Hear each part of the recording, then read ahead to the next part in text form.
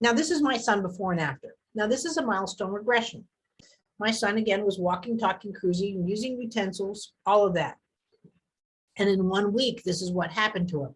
The W sitting, the stabilizing the head with the tongue, the collapse, he lost about 60% muscle mass. I didn't know he regressed to a 3-month level.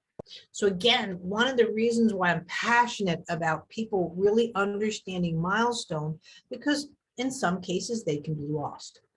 And then for him to have that big of a jump from a 13-month milestone all the way down to a 3-month milestone. And again, his 13-month milestone included walking to that.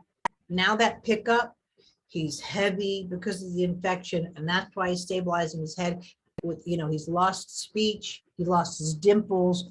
You can just see the hit even to his vision is just too difficult for him to move. So of course he's going to progress into a lot of things, including the autism that he has.